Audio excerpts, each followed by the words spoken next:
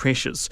After the death of his brother, Paul Lynch now sits down with his staff and encourages them to talk about the little things happening to them. For so long it's been drummed into us that we need to do this and comply with all of these rules and regulations. But, in terms of trading, the most important tool that we have in our kit sits on top of our shoulders, and it's the one that is the most neglected. Mr Lynch says caring for people's mental health should form part of health and safety plans.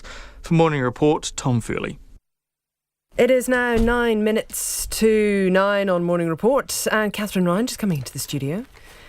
Putting your headphones on. Good morning, how are you? It's a busy morning, isn't it? We will begin this morning with a story that you've been covering, obviously, especially following your Treasury interview this morning with Gabriel Makhlouf. We understand there will be media conferences happening, at least one at 9 o'clock this morning, possibly with the opposition leader Simon Bridges. And we will be picking up off that to talk further about what has happened with the compromising of the budget this year. Also this morning, what is happening in the property insurance market. Our guests include the company Tower that will explain its move to risk-based pricing for home insurance, but also later to an insurance lawyer who says that the market is breaking down. We will, after 10, be talking to someone who has dedicated his career to protecting the fauna of our native bush, our flora actually, of the native bush. Our Ruatoria's Graham Atkins on his long commitment to protecting and nurturing flora of the Gisborne region. Thank you very much, Catherine. It's 8 minutes to 9 now. An American lawyer has become the 11th person to die on Everest this year, bringing the death toll for the world's tallest mountain already higher in 2019 than all of last year.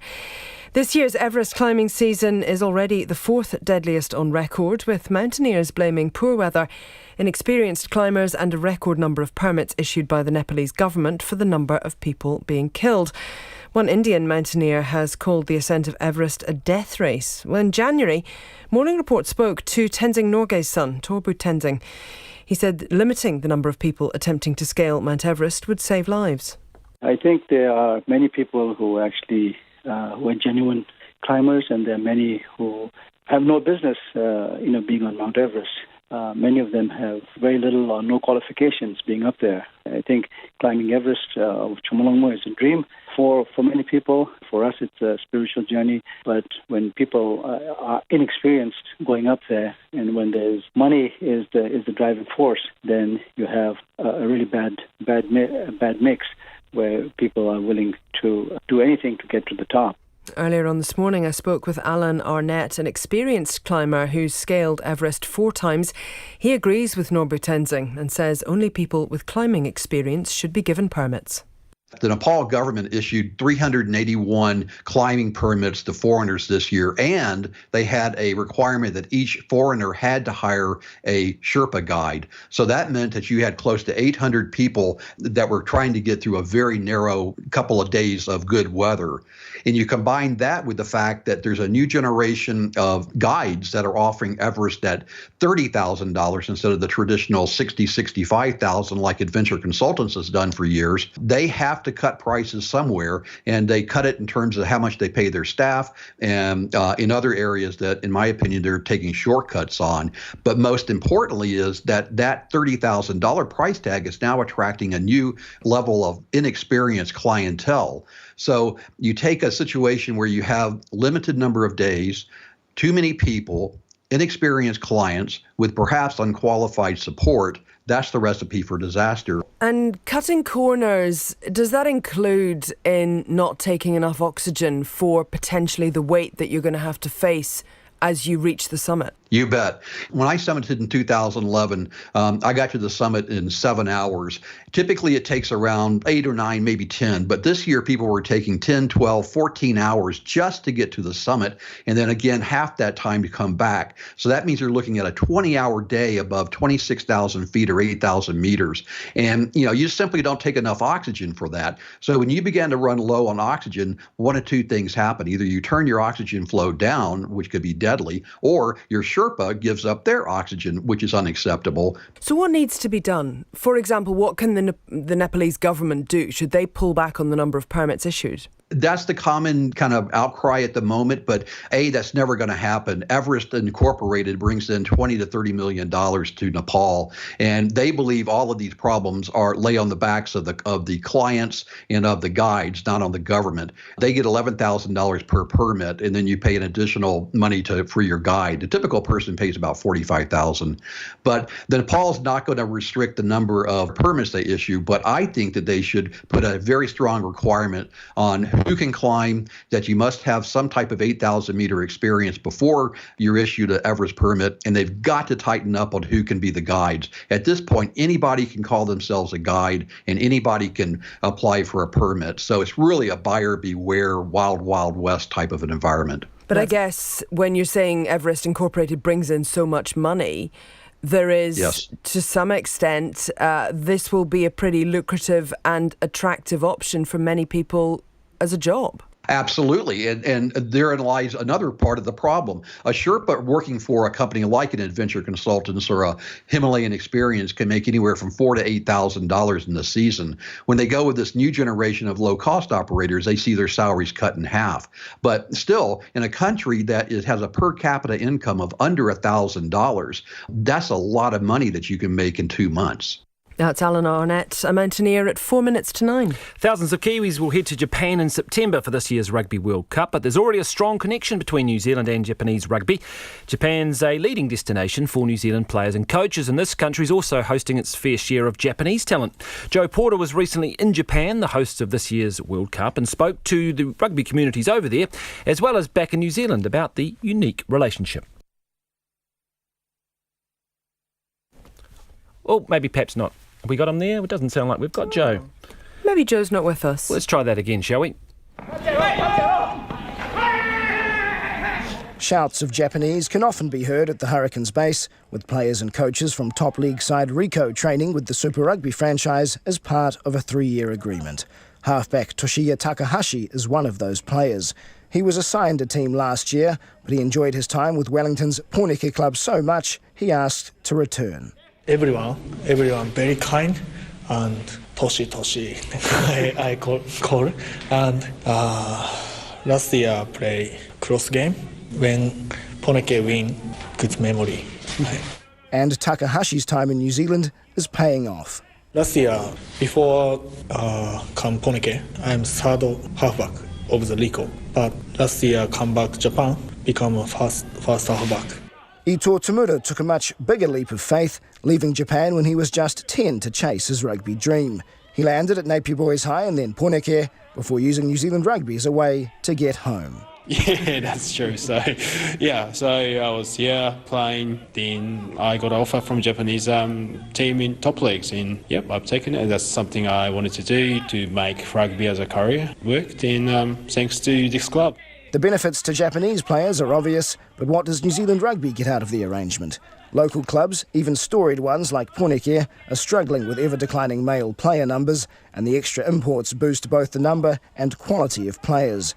Evan Lee, chief executive of the Hurricanes, says their arrangement with Rico opens up commercial opportunities in the much larger Japanese market. Off the back of 2015 Rugby World Cup, how well the Japanese performed, beat South Africa, and then I think they played Scotland in the next game, and 25 million people watched it live in Japan. When you think about that in the context of New Zealand, and an All Black Test on average would be 600,000 live. And it's not just at the top level. Rich Freeman is a Yokohama-based journalist who's been covering rugby in Japan for 20 years.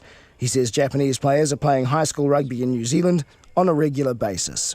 A guy named Mark Ely did a lot of work with St Bede's, which is where Michael Leach came from. Yes. Mark's son Nick is playing for Kobe Steel as one of Dan Carter's backups. Christchurch Boys have had a number of Japanese players over the years, but there are a lot of kids now going down there for high school. And Freeman says those players are reaping the rewards of a New Zealand rugby education. And that's Jota with that report. Looking forward to that Rugby World Cup. Coming up towards 9 o'clock. Of course, do stay with us. We'll take that live Simon Bridges press conference hopefully soon. Have a great day.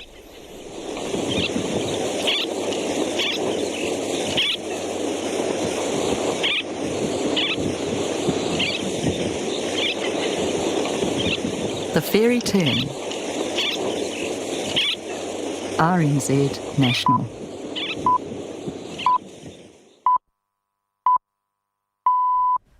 RNZ News at 9 o'clock. Good morning, I'm Nicola Wright. The Treasury was not alerted to a major cyber attack on budget data until some information had already been made public. Budget information was leaked to the National Party. Its leader, Simon Bridges, has refused to say how it was obtained, but maintains his party has acted entirely appropriately. Mr Bridges, who's due to hold a media conference at any time now, has also accused the Finance Minister of falsely smearing his party in an attempt to cover up both his and the Treasury's incompetence. The Treasury Secretary, Gabriel Makhlouf, says the first of 2,000 attacks over 48 hours started on Sunday, but he wasn't made aware until yesterday evening. We discovered, because like the rest of the country, we discovered on the news that some information, obviously not the whole budget, but some information had been published. We started to research exactly what happened, and that's when we discovered the pattern. Gabriel Makhlouf says the hackers found a weakness in their system and they're rushing to beef up security for all budget documents. The matter has been referred to the police. Teachers say the two main unions coming together today to strike is important in solving.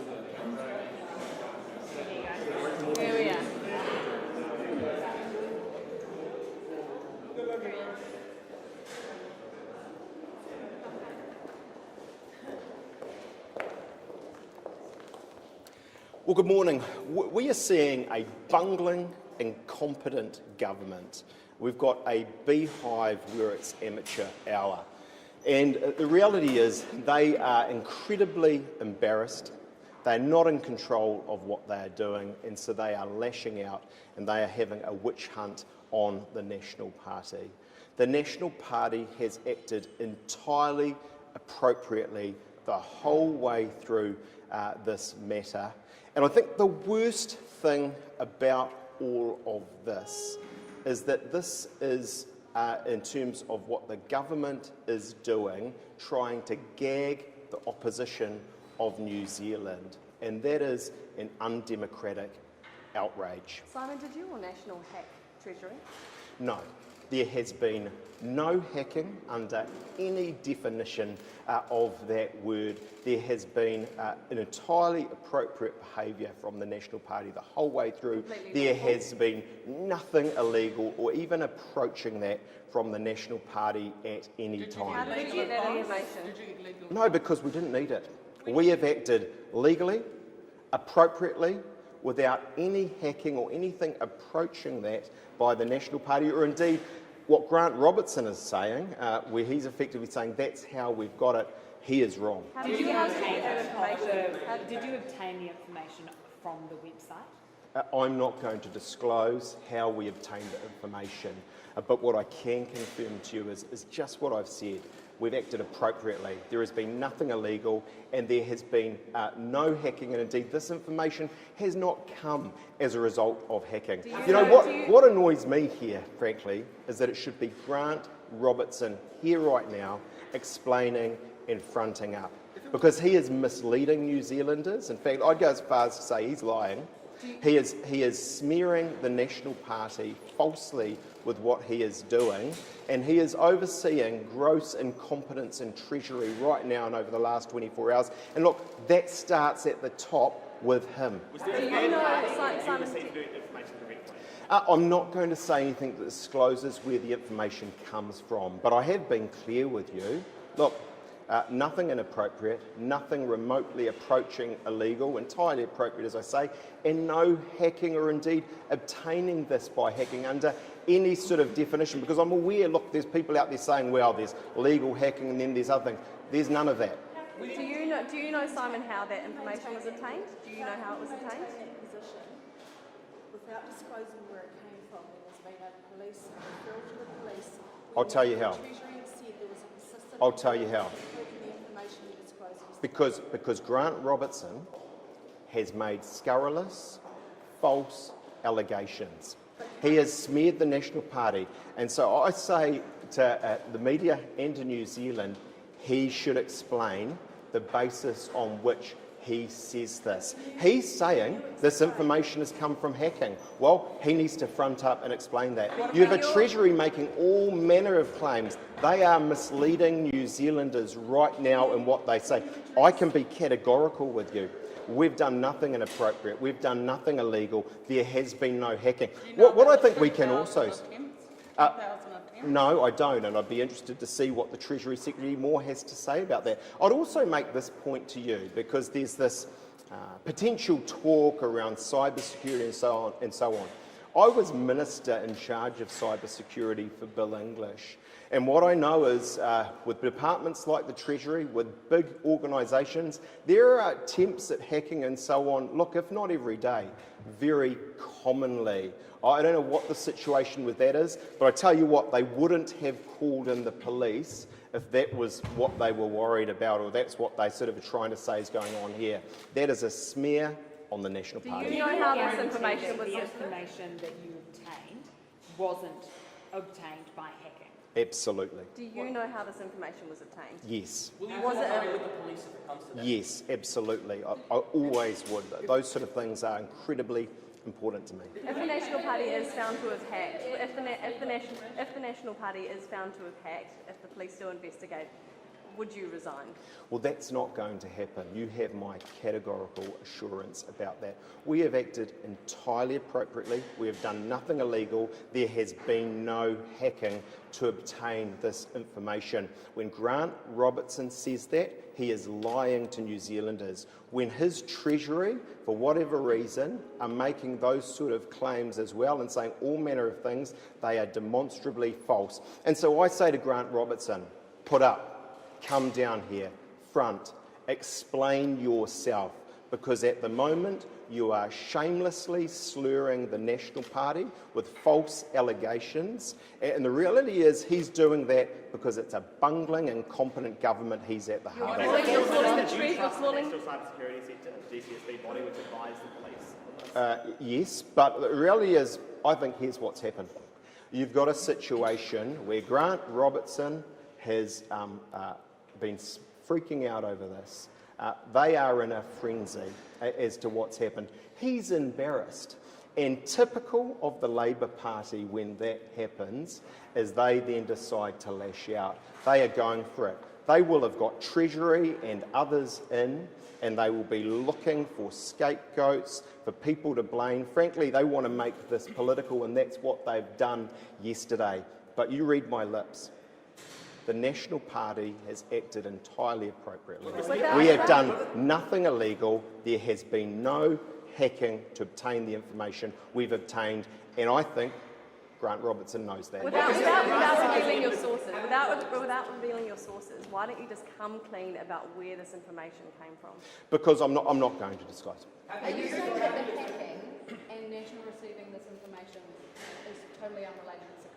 Well, alleged hacking. I mean, this is what we're hearing from Grant Robertson and the Treasury with a lack of detail.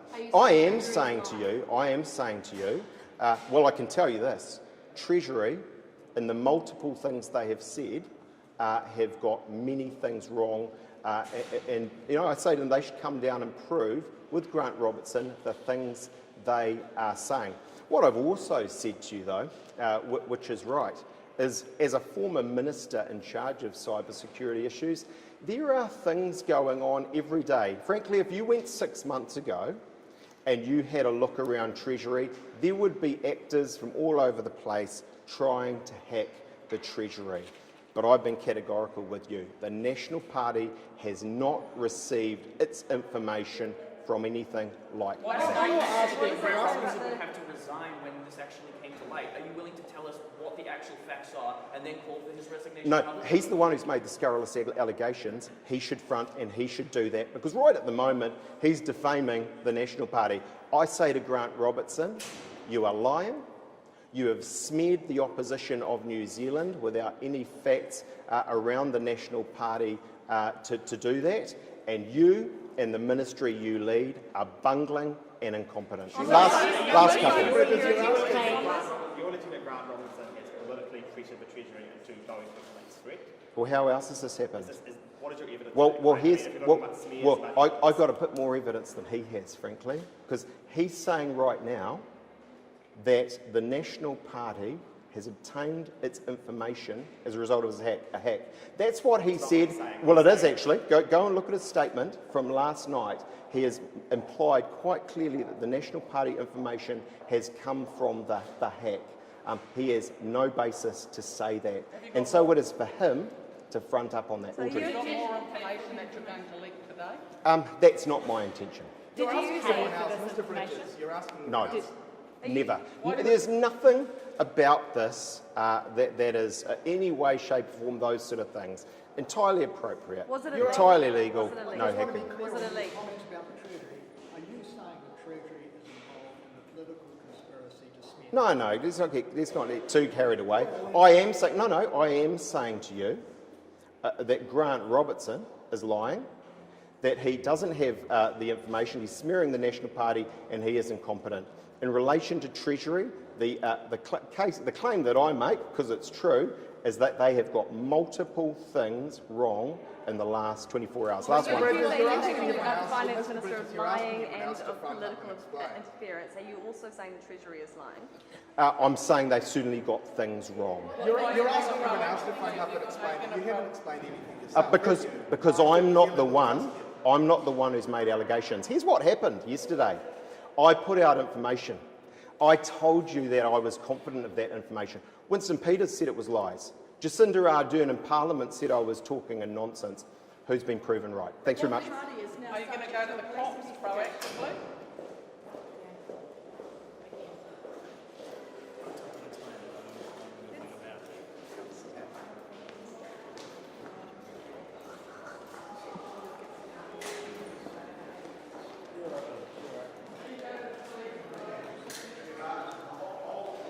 So there is, multiple ways that this information is made available.